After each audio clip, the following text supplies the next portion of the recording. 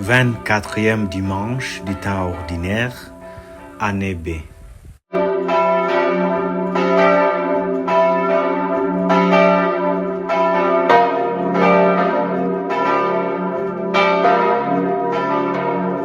J'ai présenté mon dos à ceux qui me frappaient. Lecture du livre du prophète Isaïe. Le Seigneur mon Dieu m'a ouvert l'oreille et moi, je ne me suis pas révolté. Je ne me suis pas dérobé. J'ai présenté mon dos à ceux qui me frappaient et mes joues à ceux qui m'arrachaient la bague. Je n'ai pas caché ma face devant les outrages et les crachats. Le Seigneur mon Dieu vient à mon secours. C'est pourquoi je ne suis pas atteint par les outrages. C'est pourquoi j'ai rendu ma face dure comme pierre. Je sais que je ne serai pas confondu. Il est proche celui qui me justifie. Quelqu'un veut-il plaider contre moi? Comparaison ensemble. Quelqu'un veut-il m'attaquer en justice? Qu'il s'avance vers moi. Voilà le Seigneur mon Dieu qui prend ma défense. Qui donc me condamnera? Parole du Seigneur. Nous rendons grâce à Dieu. Je marcherai en présence du Seigneur sur la terre des vivants.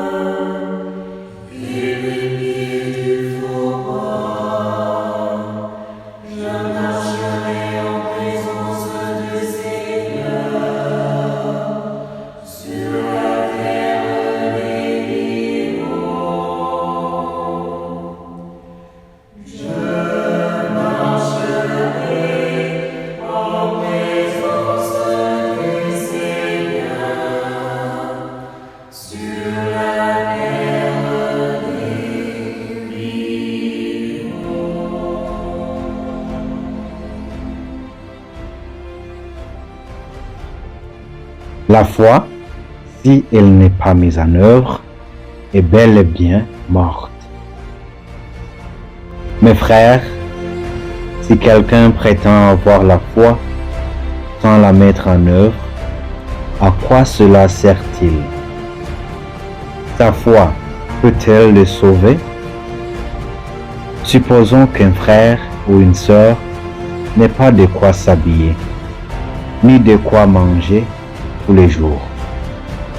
Si l'un de vous leur dit « Allez en paix », Mettez-vous au chaud et mangez à votre faim,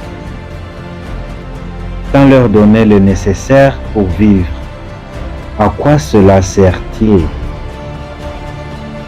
Ainsi donc, la foi, si elle n'est pas mise en œuvre, est bel et bien morte. En revanche, on va dire, toi, tu as la foi, moi, j'ai les œuvres. Montre-moi donc ta foi sans les œuvres. Moi, c'est par mes œuvres que je te montrerai la foi. Parole du Seigneur.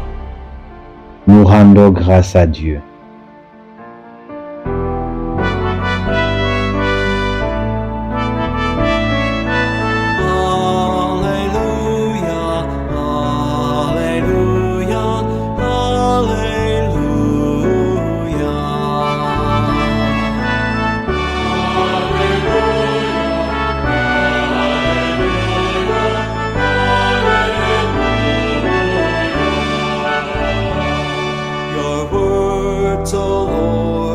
Spirit and life, you have the words of everlasting life.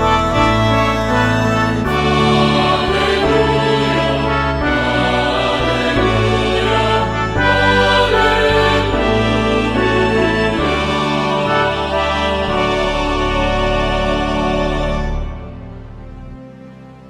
Tu es le Christ. Il fallait que le Fils de l'homme souffre beaucoup. Évangile de Jésus-Christ selon saint Marc. En ce temps-là, Jésus s'en alla, ainsi que ses disciples, vers le village situé aux environs de Césarée de Philippe. Chemin faisant, il interrogeait ses disciples. Au dire des gens, qui suis-je? Ils lui répondirent, Jean le Baptiste. Pour d'autres, Élie. Pour d'autres, un des prophètes. Et lui les interrogeait. Et vous, que dites-vous?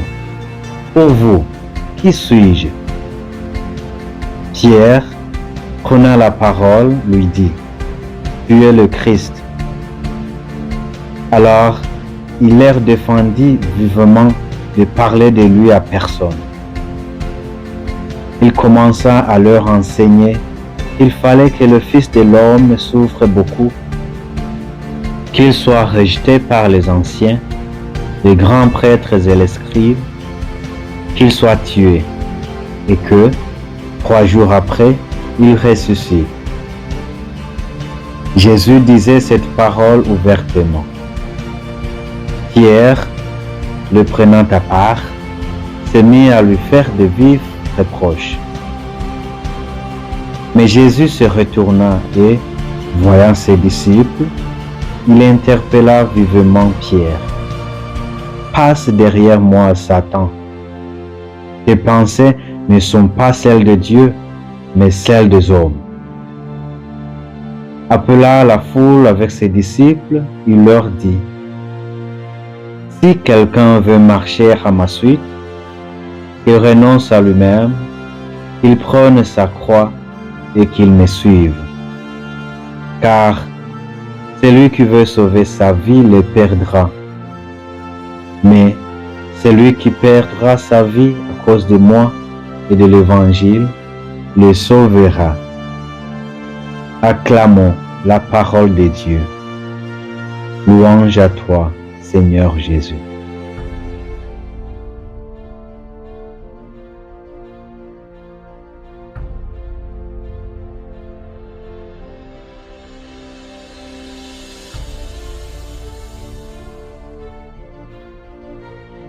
Chers frères et sœurs, comme disciples d'aujourd'hui, Jésus nous demande qui il est selon les dires des gens et surtout qui il est selon ton expérience, selon mon expérience des rencontres avec lui. Il semble être facile de dire qui est Jésus selon les dires des autres, et moins facile selon moi personnellement. Heureusement, dans l'évangile, Pierre a sauvé la situation en disant « Tu es le Messie ». Rappelez-vous que dans l'évangile de Saint Matthieu, chapitre 16, verset 17, Jésus répond à Pierre « Tu es heureux, Simon, fils de Jonas, car cette révélation t'est venue non de la chair et du sang, mais de mon Père qui est dans les cieux. » Pierre a écouté et répondu de ce qu'il a reçu de Dieu. Nous sommes appelés à apprendre de Pierre en répondant non pas par les dires des gens, mais plutôt en donnant une réponse personnelle basée sur notre rencontre personnelle avec le Christ. C'est sûr que si nous nous arrêtons pour regarder notre histoire, le Seigneur nous inspire et nous rappelle les moments importants que nous l'avons rencontrés.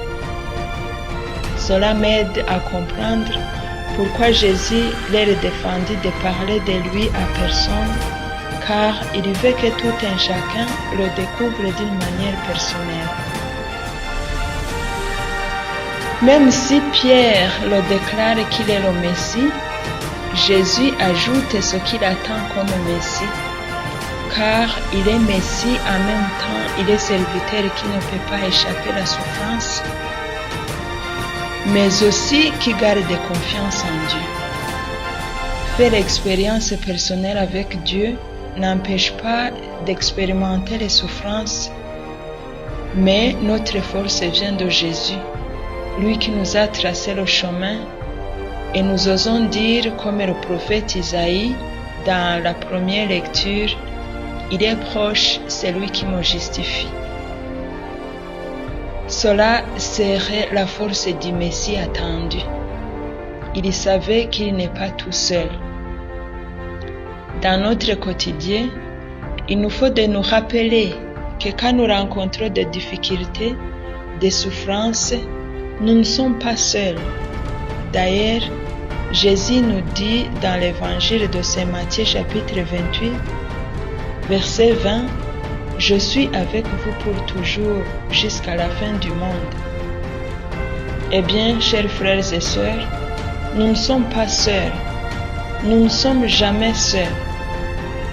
Et comme Pierre, parfois nous nous limitons à Jésus le Messie, mais les implications de son nom comme Messie nous semblent difficiles à accueillir.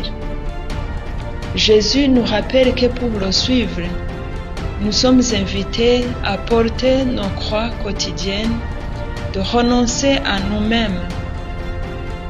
C'est cela qui démontrera que nous l'avons rencontré, que nous le connaissons réellement. C'est ce que Saint Jacques dans la deuxième lecture nous dit. Si quelqu'un prétend avoir la foi, et alors qu'il n'agit pas, à quoi cela se retire? Selon nos connaissances, nous semblons connaître Jésus et même ses appels, mais il nous manque parfois la cohérence entre nos paroles et nos actes, nos connaissances et nos vécus quotidiens. Demandons au Seigneur aujourd'hui de continuer à se révéler en nous pour le connaître davantage et demandons aussi de nous faire grandir la foi en nous afin que nous vivions dans la cohérence de nos paroles et actes. Cela nous permettra d'être témoins de l'Évangile dans notre quotidien et les autres sauront que nous sommes vraiment les disciples de Christ. Que le Seigneur nous écoute et nous exauce.